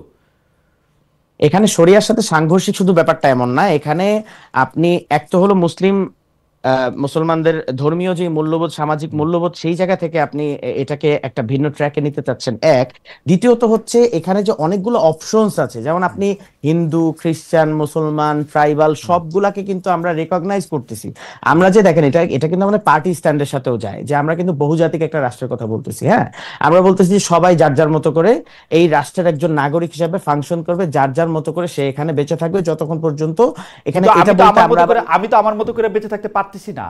এই আইনটা তো আমাকে চুজ করতে দিচ্ছে না। আপনি তো ঐচ্ছিক, নারী সংস্কার কমিশন এটা ঐচ্ছিক কথা বলছে, আপনি তো আমাকে মানতে দিচ্ছেন না, আমার ইচ্ছাটা তো আপনি মানতে দিচ্ছেন না। কিন্তু এটা যদি আপনি ঐচ্ছিক করেন, এটা যদি আপনি ঐচ্ছিক করেন, তখন এটা কতটুকু প্র্যাগম্যাটিক, এটা কি আপনি বাস্তবে এটার রূপ দিতে পারবেন? কারণ এখানে দেখেন, আপনি যদি নিজে একজন, আপনি সম্পত্তির, যারা মানবে না তারা, এটা তো এই সুযোগটা তো এখন আপনার কাছে আছে, আপনি কেন আপনি তো আমাকে একটা মানে আমি বলবো, আপনি কিন্তু আমাকে এই সুযোগটা দিতেছেন না। আপনার সাথে কথা বলতে বলতে যদি আমি মরে যাই, আমি কথা বলতে বলতে মরে যেতে পারি, কিন্তু কথা বলতে বলতে মারা গেলে মানুষ উত্তরাধিকার কেন করে ভাই? এটা আপনি সৃষ্টির শুরু থেকে জানেন, উত্তরাধিকারটা কেন করে। সে শুধু এইটা জানতে চায় যে তার পরবর্তী প্রজন্ম সে যখন পৃথিবীতে থাকবে না, তার পরবর্তী প্রজন্ম যাতে তার কাজের সুখ্যাতি, তার পরিশ্রমের ফসল সেটা যেন সে পায়। আপনি যদি খালেদ ভাই আমার সাথে কথা বলতে বলতে মারাও যান, তাহলে আপনি তো এটা জানেন যে আপনি আপনার কন্যা সন্তানকে, একমাত্র কন্যা সন্তানকে সব সম্পত্তি দিয়ে যেতে চান। এটা তো আমার সাথে কনভারসেশন শুরু হওয়ার আগে থেকেই আপনি জানেন, তো আপনি কেন লিখে দিচ্ছেন না? আমি কেন লিখে দিচ্ছি না সেইটার আমার অনেকগুলি স্পেসিফিক কারণ আছে। আমি হেবা পরীক্ষা করে দেখছি, শর্তযুক্ত হেবা একটা ঝামেলাযুক্ত আইনি দলিল। শর্তযুক্ত হেবার মধ্যে, হ্যাঁ, কারণ শর্তযুক্ত হেবার ক্ষেত্রে সেই শর্তের ইন্টারপ্রিটেশন সেটা আরো ঝামেলার ব্যাপার। আমি বলি, আমি চাই এটা নিয়ে আপনার সাথে আমি আলাদা করে কথা বলবো না, কারণ আমি বাংলাদেশে আমি বুঝছি আপনি কোন জায়গাটা বলছেন খালিদ। আমি একটু করে বলি, এই ঝামেলাটা কখন হবে? যখন আপনার সম্পত্তির মধ্যে আরো অনেকগুলো স্টেক হোল্ডার বের হবে। এখানে কিন্তু কোনো স্টেক হোল্ডার নাই। আপনি যখন আপনার মেয়েকে একদম ক্লিয়ারলি শর্তযুক্ত হেবা করতেছেন, এখানে কিন্তু আপনার মেয়ের কোনো ভাই, আমি একটা কথা বলি, আপনি কেমনে জানেন ভাই? আমি একটু কথা বলি যে ধরেন আপনি কেমনে জানেন আমার বয়স এখন 51, কিন্তু আপনি কেমনে জানেন আমার যে এখন একটা মেয়ে হয়েছে, আমার 10 বছর পর একটা ছেলে হবে না? আমি যে ওরা এখন হেবা করে দিয়ে দিব, 10 বছর পর আমার ছেলে হইলে আমি কি করব? আপনি তো মারাই যাচ্ছেন, ছেলে কেমনে হবে? আহা, মারা যাচ্ছি তো আমি তো জানি না ভাই। আপনি যদি আমার বলে দেন যে আমি মারা যাচ্ছি, তাহলেও আমি বুঝতাম। এটা তো কেউ বলতে পারে না, আমি সম্ভাবনাগুলি কথা বলতেছি। ও আচ্ছা, তাহলে আপনি মানে এটা বুঝছি আমি যে তখন তো আপনি এই হেবাটা উইথড্র করতে পারেন। আপনার যদি ছেলে হওয়ার মানে সম্ভাবনা তৈরি হয়, তখন তো আপনি হেবাটা উইথড্র করে নেবেন, ইজি না? এবং উইথড্র করে আমি তখন আবার নতুন করে হেবা করব, কারণ আমি যখন আবার ছেলে আবার মেয়েকে মানে এরকম করতেই থাকবো। মানে আমি না, তখন আপনার ছেলে যখন হবে, না না না খালিদ ভাই, ওই সুযোগ আর নাই। তখন আপনার ছেলে হয়ে গেছে, তখন আপনার ওই ভয় নাই যে আপনার সম্পত্তি আপনার ছেলে মেয়ের বাইরে যাবে, কারণ আমার ছেলে মেয়ের বাইরে গেলেও আমার অসুবিধা নাই। কিন্তু ঘটনা হচ্ছে, আচ্ছা যাই হোক, এগুলি খুবই, আমি আপনাকে একটা একটা করে, আমি কিন্তু এটার মধ্যে সমস্যাটা এখনো দেখতে পাচ্ছি। আমার ধারণা আপনি একজন স্কলার মানুষ, আমার ধারণা আপনিও হয়তো দেখতে পাচ্ছেন। এবং যখন আপনারা এটা দেখতে দেখতে এটা সমাধানের দিকে যাবেন, তখন মনে হয় যে এটা সমাধানের। আপনি যদি পরবর্তী প্রসঙ্গগুলিতে যান, আমরা একটু হুজাইফার মতামত একটু জানতে চাইবো। হুজাইফা আরেকটা বিষয় বলছেন, আপনি উত্তরাধিকার নিয়ে আপনার বক্তব্য বললেন, আপনি বৈবাহিক সম্পর্ক এবং শ্রম, যৌন শ্রমের এটা নিয়ে যদি বলেন। আচ্ছা, ম্যারিটাল রেপের যে বিষয়টা, আচ্ছা হুজাইফা ভাই সম্ভবত একটা প্রশ্ন করছিলেন আমাকে। জি, ওই প্রশ্নটা আপনি উত্তর দিছেন। আপনি বলছিলেন যে হাত কাইটা ফেললে এটা কি হবে, আপনি বলছেন যে শরিয়ার দিকে ধীরে ধীরে যাবে কিনা সেটা পরের সিদ্ধান্তের ব্যাপার, কিন্তু যেগুলি আছে সেগুলির আমরা নতুন করে শরিয়ার সাথে সাংঘর্ষিক কেন করব? এবং আরেকটা কথা সেখানে আপনার প্রশ্ন আসছিল খালিদ ভাই, সেটাও বলে রাখি যে ইসলাম মানে শরিয়া কায়েম করা মানে যে একদম পুরো দুনিয়াটা আপসাইড ডাউন করে দিতে হবে, আমার ব্যাপারটা কিন্তু মোটেও এরকম না। শরীয়তের একটা দলিল এরকম আছে যে আশ-শারউ মা ক্বাবলানা, মানে রাসূলুল্লাহ সাল্লাল্লাহু আলাইহি ওয়াসাল্লাম যখন নতুনভাবে নবুয়ত প্রাপ্ত হলেন, যখন হুকুম আহকাম আমাদেরকে দেয়া শুরু করলেন, তখন কিন্তু মক্কা এবং মদিনা রাষ্ট্রের কাঠামোর মধ্যে একদম আমূল পরিবর্তন নিয়ে আসেন নাই। যেই জিনিসগুলো ভালো ছিল, আমরা জানি যে লিবারালিজমের মধ্যেও কিন্তু সোশ্যাল কন্ট্রাক্টের কথা আছে, রাইট? তো এই সোশ্যাল কন্ট্রাক্টের জায়গায় কিন্তু কিছু নৈতিকতা, কিছু শালীনতা, কিছু মানে ভালো বিষয় যেগুলো আসলে মানুষ সৃষ্টিগতভাবে এগুলাকে ভালো বলে স্বীকৃত, এটার মধ্যে কোনো মতবিরোধ নাই। এই ধরনের বিষয়গুলোর মধ্যে কিন্তু ইসলাম কখনোই বলে না যে আমি মানে শরিয়া ল প্রয়োগ করার মাধ্যমে এটাকে চেঞ্জ করে ফেলতে হবে। না, যদি এরকম হয় যে না এটা সৃষ্টিগতভাবে প্রকৃতিগতভাবে এটা ভালো, তো ইসলাম এটাকে সাপোর্ট করে। তার মানে এটা বোঝাতে চাচ্ছি যে আমি যদি ইভেন শরিয়া লর কথাও বলি, আমি যদি ইসলামিক লর কথাও বলি, তারপরেও আমার এখানে সবকিছু একদম আমূল পরিবর্তন করা দরকার নাই। এটা হুজাইফা ভাইয়ের ইয়ারতে বললাম। আচ্ছা, ম্যারিটাল রেপের যে ইস্যুটা আসলো এখানে, আমি শুধু দুইটা জিনিস বলি। একজন জজ সাহেব আমাদের দৃষ্টি আকর্ষণ করেছেন, সেটার মধ্যে তিনি আমাকে বলেছেন, ইয়েস, আমার এটা মনে পড়তেছিল না যেহেতু আমি ল গ্রাজুয়েট না। তিনি আমাকে 3টা জিনিস বলছেন, যে মুসলিম লতে শর্তযুক্ত হেবা হয় না এবং হেবা তাৎক্ষণিকভাবে কার্যকর হয়। 2, কাউকে হেবা করলে তা উইথড্র করা যায় না। আপনাকে বলছেন যে আপনি মুসলিম ইনহেরিটেন্স লটা, বেসিক মুসলিম ইনহেরিটেন্স ল আবার চেক করবেন কিনা। জনাব মাদি, আমি এটার উত্তর দেব খালেদ ভাই। আপনি 1-2 কথা যদি উত্তর দেন, আসলে ব্যাপারটা একটু আমি উত্তরটা দিয়ে দিই। জি, মুসলিম পারিবারিক আইন, এটার কনটেক্সটটা বলতে হয়, ইয়াহিয়া খান যখন এটা মার্শাল ল করে জারি করলো 1961-তে, এটার মধ্যেও অনেক কিছু শরিয়ার সাথে সাংঘর্ষিক, রাইট? সো মুসলিম পারিবারিক আইনে তখন আপনারা এটা না না মেনে আমরা নিয়েছেন? মানি নাই তো, না না না না, তখন শামসুল হক ফরিদপুরি রহমতুল্লাহ এটা প্রতিবাদ করছে, তখন কমিশনে একজন আলেম ছিল যেটা এখনকার কমিশনে নাই, তখন ইয়াহিয়া খান পর্যন্ত কমিশনে একজন আলেম রাখছিল, সে তার বিরোধিতা করছে। হ্যাঁ, হুম। তো এখন যেটা হয়েছে, এই মুসলিম পারিবারিক আইনের যে কথাটা জজ সাহেব বলছেন আমি এগ্রি করি, আমি জানি এটা আছে, কিন্তু মুসলিম পারিবারিক আইনে এইটা থাকলে আপনি যে চেঞ্জ করতে পারবেন না। এবং দেখেন, মুসলিম পারিবারিক আইনের অনেকগুলো বিষয় কিন্তু এখানে, ধরেন তালাকের বিষয়টা আপনি কিভাবে করেন, আপনি তালাকের বিষয়ে সিদ্ধান্তটা কিভাবে নেন? আমার মনে আপনি হয় কিন্তু যে এখানে আমার মনে হয় যে জনাব একটু শেষ করে খালেদ ভাই, একটু জনাব আচ্ছা আমি মাহাদি। শেষ করে দিই, জি আমি শেষ করে দিই। জি। এখানে হচ্ছে কি, শর্তযুক্ত হেবাটা আপনার ইসলামী দৃষ্টিকোণ থেকে এটার মধ্যে কোনো সমস্যা নাই। মুসলিম পারিবারিক আইনে যদি এটাকে সমস্যাযুক্ত করা হয় তাহলে এটা মুসলিম পারিবারিক আইনের সমস্যা। তো মুসলিম পারিবারিক আইন যেহেতু ওহি না, এটা যেহেতু সংশোধনযোগ্য, এবং পাকিস্তানে 2005 সালে এটা সংশোধন করা হয়েছে পাকিস্তানের আলেম ওলামাদের তত্ত্বাবধানে, সো এটা সংশোধন হইতে পারে। ওকে, ঠিক আছে। আপনি পরের দুইটা, আপনি এটা সংশোধনের কথা বলতেছেন, আপনি পরের দুইটা প্রসঙ্গ যদি একটু সেটাও আলোকপাত করতেছেন। আমরা একটু মামদুর কাছে যাই। অনেকক্ষণ ধরে আমরা একটু হুজাইফাকেও একটু শুনতে চাইতেছিলাম যে হুজাইফা অনেকগুলি বিষয় আসলে ব্যাখ্যা দিয়েছেন, তিনি আপনার একটু মতামত শুনতে চাই, তারপর আমি আপনাকে অন্য প্রশ্ন করবো, আপনি যদি একটু আলোকপাত করেন বিষয়টা নিয়ে। আমার অবশ্য ভালো লাগতেছে, আপনারা দুইজনই যেহেতু স্কলার, আপনাদের কাছ থেকে আমরা অনেক কিছু শিখতে পারতেছি, একটা জানতেও পারতেছি কথাগুলি বলার। যদিও জনাব মাহাদির সমর্থকরা আমাকে বলছেন যে আমাকে বোল্ড করে দিলেন আশরাফ মাহাদি, জানি না এটা মানে আই ডোন্ট নো আমি বোল্ড হওয়া বা ভাই আমাকে জি প্রশ্নটাকে আর না হুজাইফা, আপনি প্রশ্নটা আপনার জি। বক্তব্যের প্রেক্ষিতে জনাব মাহাদি কিছু কথা বলেছেন, সেইটার প্রেক্ষিতে যদি আপনার কোনো কথা থাকে সেটা আপনি একটু বলেন, তারপর আমি একটু প্রশ্নে যেতে চাই। যদি না থাকে আপনার কোনো প্রশ্ন, আমি সরাসরি প্রশ্নে যেতে চাই। না ভাই, কোনো প্রশ্ন যেতে পারে।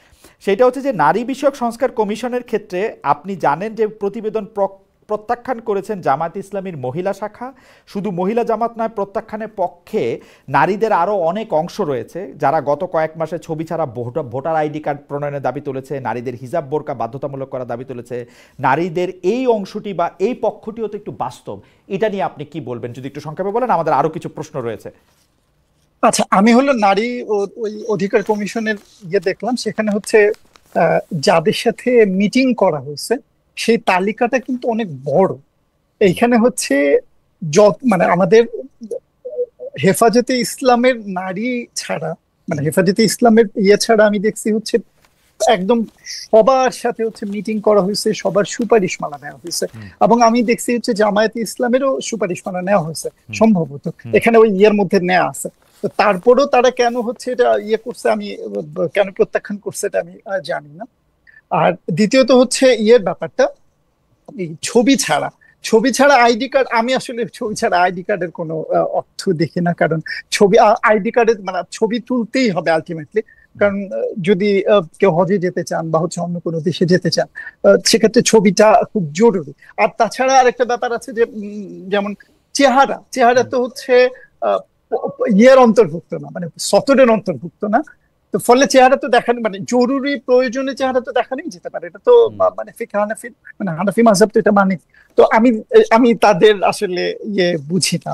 আচ্ছা, আমাদের এটা নিয়ে আপনি উত্তর দিয়েছেন। আমি আপনার দ্বিতীয় প্রশ্ন করতে চাই। চলমান উত্তরাধিকার আইন সংখ্যাগুরু মুসলমানদের মাঝে জনপ্রিয়, তাই এটা পরিবর্তন করার কথা বিভিন্ন সময় উঠলেও এটা সম্ভব হয়নি বা হচ্ছে না, কারণ নারীদের মধ্যে থেকেও অনেকে আসলে এটা বিরোধী। তোমরা বলতেছে যে হিন্দু নারীদের মধ্যে সম্ভবত কনভার্সনের রেট অনেক বেশি, এইটা হচ্ছে তার বক্তব্য, ঢাকা ইউনিভার্সিটির এক স্টুডেন্টের।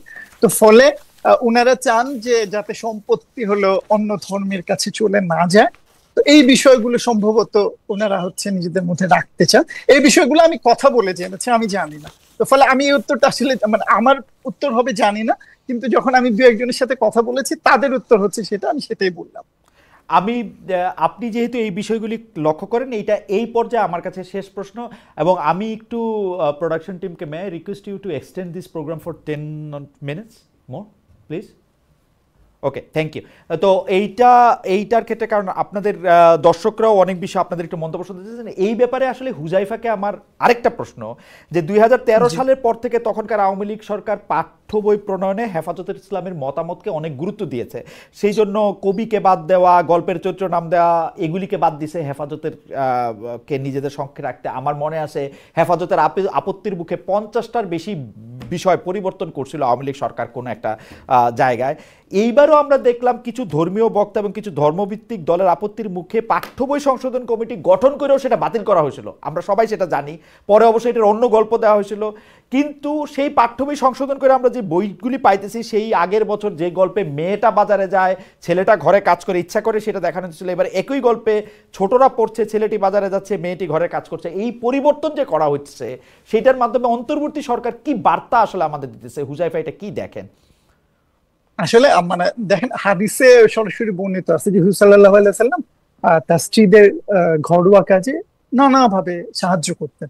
তো ফলে কেউ যদি হচ্ছে এইটা যদি থাকে, মানে এটা যদি কেউ মনে করে যে হচ্ছে ছেলে মানে একজনের কাজ আরেকজন করা যাবে না, মানে মেয়েরা বাজারে যেতে পারবে না বা হচ্ছে ইয়েতে করতে পারবে না, আমার কাছে মনে হয়েছে যে এই ব্যাপারটা একটু সমস্যাজনক। তো ফলে এই হাদিসই আসতে পারে সরাসরি যে রাসূল সাল্লাল্লাহু আলাইহি ওয়াসাল্লাম তার স্ত্রীদের ঘরোয়া কাজে নানাভাবে সহায়তা করছেন, রান্নার কাজে সহায়তা করছেন, ধোয়ার কাজে বা নানা কিছু ইয়ের কাজে সহায়তা করছেন। তো ফলে এই আলাপগুলো আসতে পারে। আমি এই পরিবর্তনটার আসলে কোনো দরকার নাই বলেই আমি মনে করি আর কি। ওকে, হুজাইফা, আপনাকে ধন্যবাদ। আমি একটু আবার আশরাফ মাহাদী আপনার কাছে আসি। আশরাফ মাহাদী, আপনার জাতীয় নাগরিক পার্টি নিয়ে একটা প্রশ্ন। জাতীয় নাগরিক পার্টি এনসিপির নীতি বা গঠনতন্ত্র এখনো, আদর্শ এখনো তৈরি হয় নাই। এইটা বলা হচ্ছে যে দলটি মধ্যপন্থী। আমি আপনাদের কাছে জানতে চাইবো, আপনার কাছে জানতে চাইবো যে আপনাদের নেতার যে বক্তব্য, আপনাদের নেতাদের যে বক্তব্য, তাতে নারীর অধিকার, সমতা, সমানাধিকার বিষয় নিয়ে আপনাদের অবস্থান আসলে স্পষ্ট হয় না। কারণ আপনারা এক এক সময় এক একটা জায়গায় আপনারা থাকেন কিনা। অনেকেই বলে থাকেন আপনারা আসলে পুরোপুরি ডানপন্থী দল। এখন ডানপন্থী বলতে আপনারা খুবই রক্ষণশীল, আপনারা অলমোস্ট যারা আশরাফ মাহাদী, আপনাকে এটা বলাই যায় যে অলমোস্ট আপনি আপনার চিন্তা ভাবনা যেরকম বা আপনি যেই চিন্তা করতেছেন তাতে এনসিপির চিন্তাটাই আসলে, এনসিপি আপনার চিন্তাটাই অনেকাংশে ধারণ করছে। এটা ঠিক কিনা? নাকি আসলে এনসিপি আপনার চিন্তা একেবারেই ধারণ করতেছে না, ধারণ করতেছে অন্য কারো চিন্তা? ধরেন হুজাইফা আল মামদুর মতো কারো চিন্তা, যারা একটু লিবারেল, একটু মানে আপনার কাছে কি মনে হয় এনসিপি দলটা আসলে কিরকম? আচ্ছা খালিদ ভাই, আমি একটু সময় নিয়ে এটার উত্তরটা দিই। হ্যাঁ, জি, আমরা আসলে মানে আজকে যে আলোচনাটা আমরা করলাম এই নারী সংস্কার কমিশনের ইস্যুটা, এখানে আপনার যে প্রশ্নগুলো সবগুলো মিলে এখানে অন্য আরেকটা পিকচারও কিন্তু পোর্ট্রে করা যায়। এই যে হুজাইফা ভাই মাত্র যে কথাটা বললেন যে রাসূলুল্লাহ সাল্লাল্লাহু আলাইহি ওয়াসাল্লাম ঘরের কাজে সময় দিয়েছেন, এখানে অন্য আরেকটা চিত্র এমন আঁকা যায় যে আমরা কি আসলে ডান বামের বাইনারিটা সেট করাটা খুব গুরুত্বপূর্ণ মনে করতেছি, এক।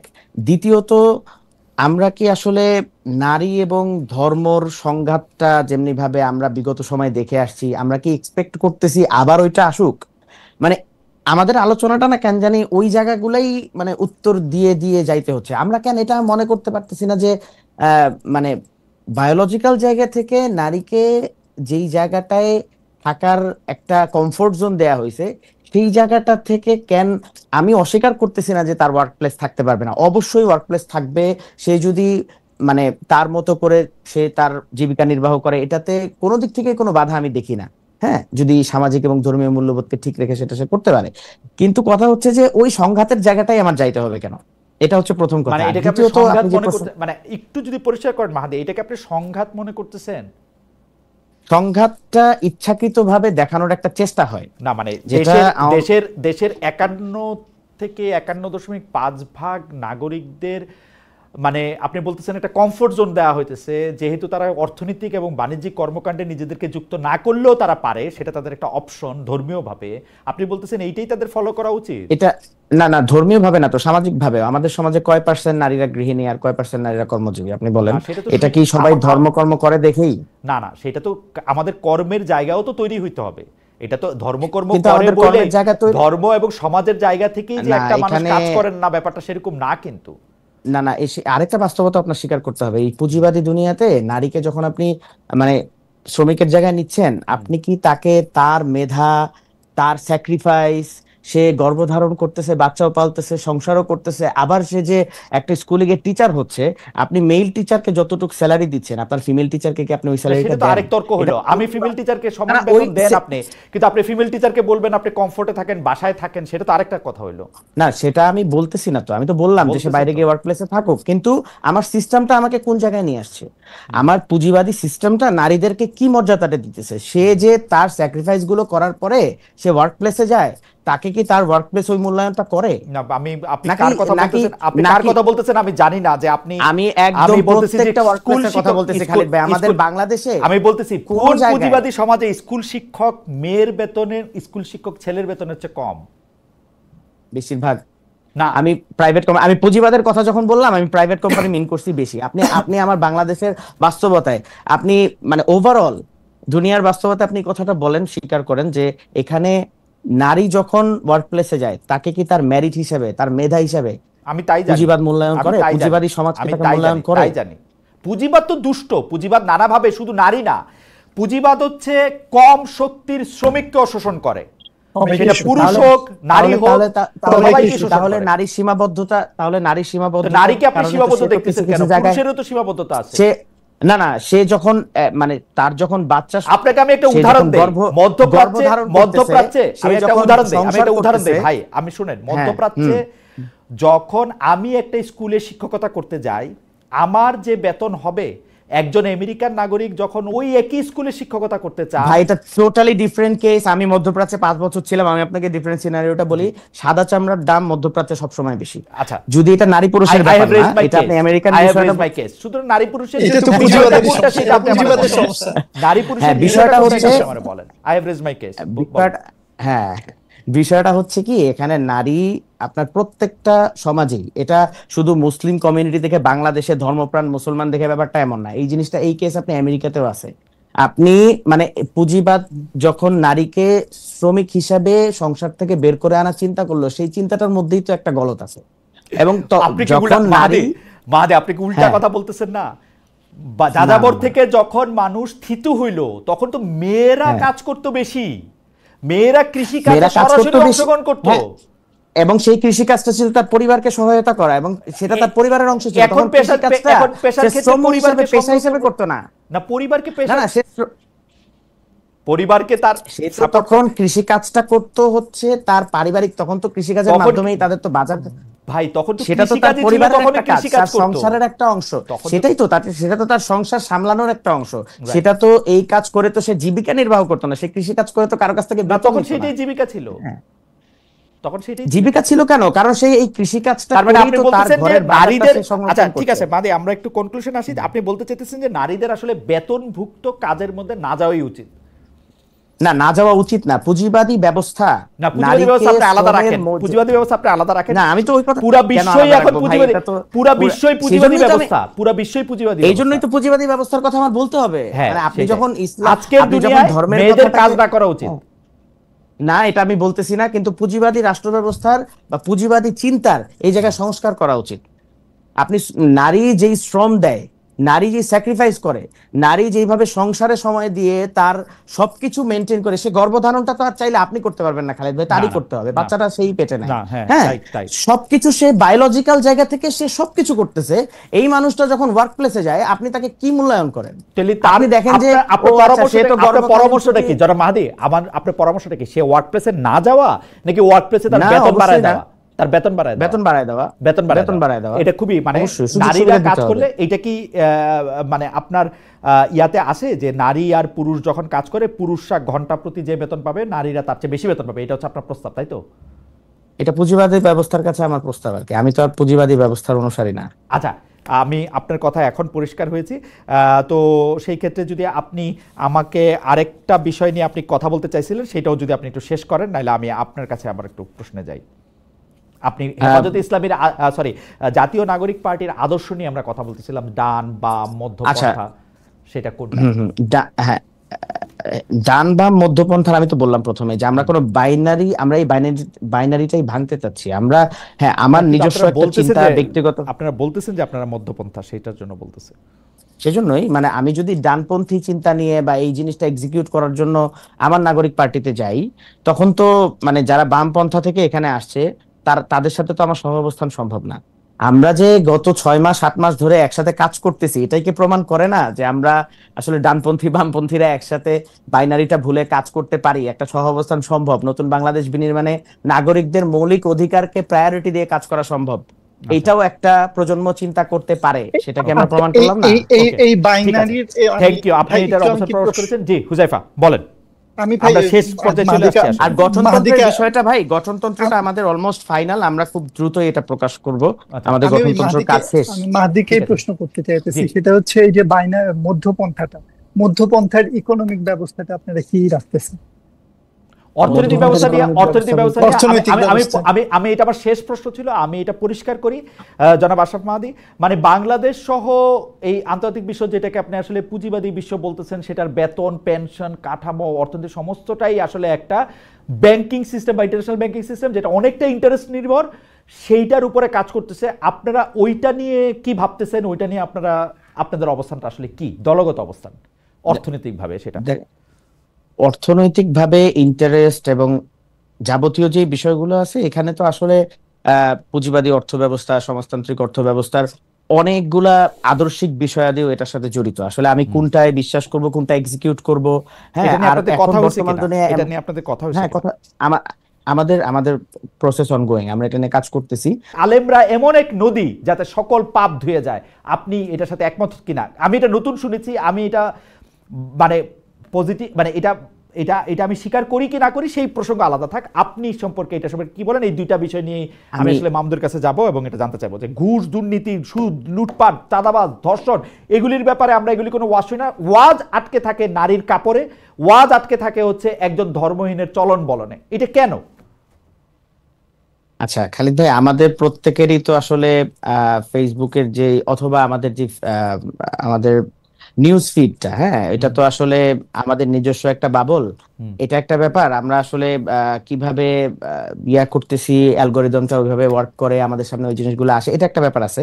আরেকটা ব্যাপার হচ্ছে যে মানুষ আসলে নেগেটিভিটির বিষয়ে একটু আগ্রহ বেশি দেখায় সবসময়, তো যেই জিনিসটার মধ্যে এখানে মানে রিয়াক্টটা বেশি পড়তেছে, এখানে শেয়ারটা বেশি হইতেছে, শুনতে ভালো লাগতেছে, একটা আত্মপ্রণোদনার বিষয় আছে, এই ভিডিওগুলো বেশি আসতেছে। মানে এটা ইটস অল অ্যাবাউট আমাদের বাবলটা। হ্যাঁ, এমন না যে ওগুলো নিয়ে বলা হয় না, ওগুলো নিয়ে প্রচুর বলা হয়। মানে আমি তো নিজেও একজন, আমি কিন্তু 1-1.5 ঘন্টা, 2 ঘন্টা, 3 ঘন্টা ব্যাপী বয়ানও শুনি। সেই বয়ানের মধ্যে বেশিরভাগ সময় অন্য ধর্মের লোকজন কি খারাপ কাজ করছে, আমাদের মেয়েরা কেন মাথায় কাপড় দেয় নাই, এবং আমি তো বললামই আমি সরাসরি আমার একটা সাজেশন আছে। জি জি বলেন। সেক্ষেত্রে আমার একটা সাজেশন আছে, আপনি সবসময় স্পেসিফিক কিওয়ার্ড সার্চ করে ওয়াজ শুনবেন। আপনি ওই নিউজ ফিডে যেটা আসবে ওটা শুনলে আপনি ওইটাই আসবে। আমি আমার নিউজ ফিড না, আমি সবচেয়ে পপুলার যারা তাদের ওয়াজটা শুনতে চেষ্টা করি, সবচেয়ে যারা পপুলার। আমি নাম বলতে চাই না, পপুলারদের মধ্যেও তো ভিউজ বেশি হয় ওই ওয়াজগুলাই, যেগুলা ধরেন আপনি যে আপনার সাজেশন আমি ফলো করে আমি এটা চেষ্টা করব। আচ্ছা, এনায়েতুল্লাহ আব্বাসী সাহেবের যে বক্তব্যটা, এটা একটু আমি ক্লিয়ার করি। এখানে উনি এটা একটা রেটরিক বলছেন, এটা মানে বৃহৎ অর্থে এটা তো একটা ভালো কথা যে আলেম ওলামার সংস্পর্শে আসলে অবশ্যই সেটা সবার জন্য ভালো, আল্লাহর কথা শুনলে, রাসূলের কথা শুনলে এটা তো অবশ্যই সবার জন্য ভালো। তবে ফিকহি জায়গা থেকে এটা, মানে ইসলামিক লয়ের জায়গা থেকে এটা আমি স্পষ্ট করে বলি যে যদি কারো হারাম কোনো উপার্জন থাকে, ঘুষের টাকা হোক, সুদের টাকা হোক, হারাম কোনো উপার্জন থাকে, তাহলে সে সোয়াবের নিয়ত ছাড়া সেটা দিয়ে দিতে হবে। এখন অনেক বড় বড় 300, 400, 600 কোটি টাকার, 1000 কোটি টাকার মালিকরাও তো ধরেন ডোনেশন করতেছে, তাই না? তো তার টাকাটা হারাম না হালাল এটা তো আমরা দূর থেকে অনেকটা ভালোভাবে জানি, কিন্তু এই ডোনেশনটা তো অন্য ইনস্টিটিউশন গুলাও নিচ্ছে, একটা স্কুল নিচ্ছে, একটা অন্য কোনো ইনস্টিটিউশন বানানোর জন্য। সেম এটা মাদ্রাসার ক্ষেত্রে ওইভাবে বিল্ডিং করার জন্য ব্যবহার হতে পারে। তখন একটা অব্লিগেশন দাঁড়ায় কিনা, উনি যেহেতু আমাদেরকে টাকা দেন, বেতন দেন, তখন আমরা আর ওনার বিপক্ষে কথা বলবো না, ঘুষ দুর্নীতির বিপক্ষে যা অবস্থান নিব না, সেটা একটা দাঁড়ায় কিনা? আপনার অভিজ্ঞতা কি বলে? এবং আমরা ভিন্ন অভিজ্ঞতাও দেখছি যে এখানে আমি যেহেতু আপনি আমার নানার কথা দিয়ে শুরু করছিলেন, এরকম অনেক মানুষ লালবাগ মাদ্রাসাতে আপনি গেছেন, দপ্তরের অফিসের সামনে এসে দাঁড়ায় ছিল, শুধু তার সাথে ইডিওলজিক্যাল ডিফারেন্সের কারণে, মানে তার এইসব সুদ দুর্নীতির কারণে তার টাকা আমরা রাখি নাই মাদ্রাসায়। এটা তো রাখেন নাই, কেউ কেউ রাখতেছে, আপনারা জোরে সোরে না রাখার কথা বলেন। আমি আপনাকে ধন্যবাদ শেষ করছি, অনেক সময় শেষ হয়ে গেছে। হুজাইফা, আপনি যদি 1 মিনিটে আপনার অবস্থান এই দুইটা প্রসঙ্গের ক্ষেত্রে একটু বলেন। হুজাইফা, সরি আমি আসলে মাহাদিকে শুনতেছিলাম, সেজন্য একটু টাইমে গড়বড়। জি জি জি, টাকার ক্ষেত্রে যে কথা বলবো, আমার কাছে মনে হয়েছে যে এই ব্যাপারটা খুবই ভুল একটা কথা, এবং এই ব্যাপারটা আসলে হলো একটা ক্ষমতা সম্পর্ক তৈরি করে দেয়। যারা পয়সাওয়ালা এবং যারা হচ্ছে ধর্মপ্রাণ তাদের মানে যারা হচ্ছে মাদ্রাসায় পড়ান তাদের মধ্যে। তো ফলে যখনই কোনো ক্ষমতা সম্পর্ক তৈরি করে দেয় তখন সেই সম্পর্কটার সমান থাকে না, বরং সেই সম্পর্কটার মধ্যে নানা উত্তেজনা এবং নানা দিক তৈরি হয়, যার ফলে উম, সেটা ভালো কোনো দিকে যায় না। তো আমার কাছে মনে হয় না, বা মনে হয় এনায়েতুল্লাহ আব্বাসী সাহেব তার বক্তব্য নতুন করে ভাবতে পারেন এবং তিনি হয়তো তার বক্তব্য থেকে ফিরে আসার তার সুযোগ আছে। জি জি জি জি ভাই, জি শেষ করেন ভাই, সরি। জি ভাই, আর শেষ প্রশ্নটা আপনারা একটু আরেকবার যদি বলতেন যে এটা। আমি শেষ প্রশ্নটা আসলে এই দুইটা প্রসঙ্গে আমি কথা বলছিলাম যে ঘুষ দুর্নীতি নিয়ে আসলে এত সচেতনতা এটা দেখা যায় না। আরেকটা হচ্ছে যে শুধু মেয়েদের কাপড়ের ক্ষেত্রে বা একজন যে ইসলাম ধর্মটা তার পালন করছে না তার ক্ষেত্রে, এমন কি ইসলাম ধর্ম পালন করলো তার আকীদা মতো চলতেছে না সেটার ক্ষেত্রেও, মানে যে এই যে একটা কঠোর অবস্থান, এর বাইরে কি? জি ভাই, আমি জি সেটা হচ্ছে আমি একটু সেটা হলো ওই আমি যেহেতু ওয়াজ নিয়ে একটা গবেষণা করেছি মাস্টার্সে, এবং হচ্ছে আমি এই বিষয়গুলো নিয়ে একটু দেখে বা ভাবতে চেষ্টা করি। তো ফলে আমার কাছে মনে হয় যখন যারা ওয়াজ করেন তো তারা হচ্ছে ওয়াজের মাধ্যমে তাদের যে পলিটিক্সটা আছে সেই পলিটিক্সটাকে তারা হচ্ছে প্রচার করে। তো যখন আপনি ওয়াজের মাধ্যমে আপনার পলিটিক্স, আপনার ক্ষমতা সম্পর্ক প্রচার করবেন, তো তখন হচ্ছে আপনার বিপরীতে একটা এমন কাউকে দাঁড় করায় দেওয়া লাগবে যাকে হচ্ছে আপনি সবসময় বলতে পারবেন, যাকে হচ্ছে আপনি ছোট করতে পারবেন, নিচু করতে পারবেন, যাকে আপনি হেয় দেখাইতে পারবেন, এবং যাকে নিয়ে আপনি হচ্ছে আপনার মতো করে কথা বলতে পারবেন এবং ঝামেলার মধ্যে পড়বেন না। তো ফলে এই ব্যাপারটা ঘটে আর কি ইয়ের মধ্যে, এই ওয়াজ মাহফিলের ওয়াজগুলোর মধ্যে, এটা আমিও দেখছি।